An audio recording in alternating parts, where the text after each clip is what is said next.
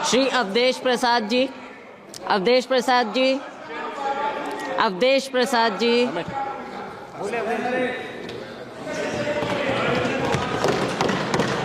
माननीय सभापति महोदय, आपके प्रति हम बहुत आभारी हैं कि आज लोकतंत्र के विशालतम मंदिर में हमें संविधान,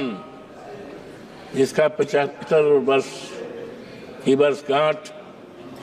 का शानदार चर्चा आज सदन में हो रही है,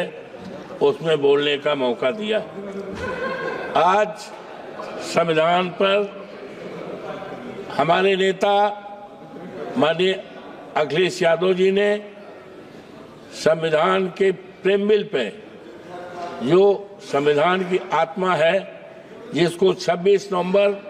49 को अडॉप्ट किया गया था, विस्तार से उन्होंने बताने का काम किया है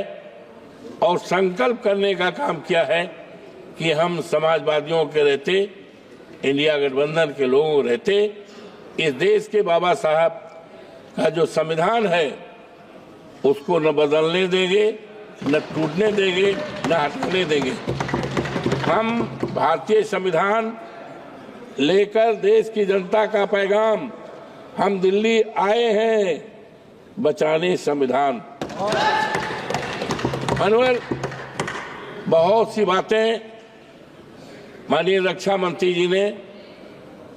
ओपनिंग में बहुत सी बातें कही, लेकिन आज अफसोस के साथ कहना पड़ रहा है, जो हमारे संविधान के प्रीमिल में है, जिसमें है we the people of India, Hindi में है हम भारत के नागरिक। इसमें जो मंशा है मनोहर, हम भारत के नागरिक, भारत को एक संपूर्ण प्रभुत्व संपन्न समाजवादी धर्मनिरपेक्ष लोकतंत्रात्मक गणराज्य बनाने के लिए तथा उसके समस्त नागरिकों को मनोबल समाजवादी धर्मनिरपेक्ष हमारे प्रेमबिल में है, संविधान की आत्मा में है। लेकिन आज अफसोस के साथ कहना पड़ रहा है कि समाजवाद का अगर इस देश में शुरुआत किया है तो आज दुनिया में नहीं है डॉक्टर राम मनोहर लोहिया जी ने, और उस समाजवाद को अगर देश में फैलाने का काम और देश में समाजवाद के आधार पर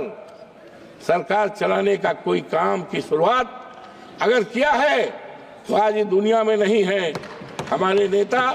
श्रद्धेय मुलायम सिंह यादव, जो यहाँ बहुत दिनों तक रहे हैं माननीय, और आज मुझे खुशी है कि जिस मसाल को, जिस संविधान को, जिस समाजवाद की व्यवस्था को माननीय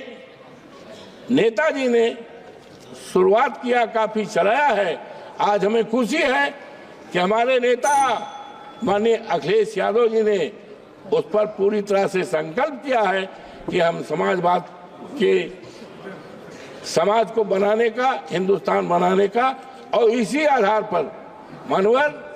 जातीय जनगणना करने का संकल्प किया है। हमारे संविधान में, संविधान के ये प्रीमिल में धर्मनिरपेक्ष, तो आज जिस तरह से हमारी ये सरकार जो है लोगों को धर्म पर अपने अनुसार, अपने धर्म पर चलने का, धार्मिक भावनाओं का करने का है, लेकिन अफसोस है कि भारतीय जनता पार्टी की जो सरकार है डबल इंजन की, इसने किस तरह से कुचक चल के हमारे धार्मिक स्थलों को बिगाड़ने का काम किया है। हम बहुत ही आभारी हैं माननीय सुप्रीम कोर्ट के, हमारा जो देश की सबसे बड़ी न्यायपालिका है उच्चतम न्यायालय, उच्चतम न्यायालय के फैसले ने देश में एक संदेश दिया है कि अभी देश में कानून का राज चलेगा, संविधान का पालन होगा और इस देश को सांप्रदायिकता के आग में जलाने वालों को मौका नहीं दिया जाएगा। मानवर, आज अफसोस के साथ कहना पड़ रहा है कि हमारे संविधान में आर्टिकल 14 में जो व्यवस्था दी गई है आज सबको सम्मानित करने का, हमारे देश में करोड़ों करोड़ों नौजवान हैं, बेरोजगार हैं, उनके हाथों में काम नहीं।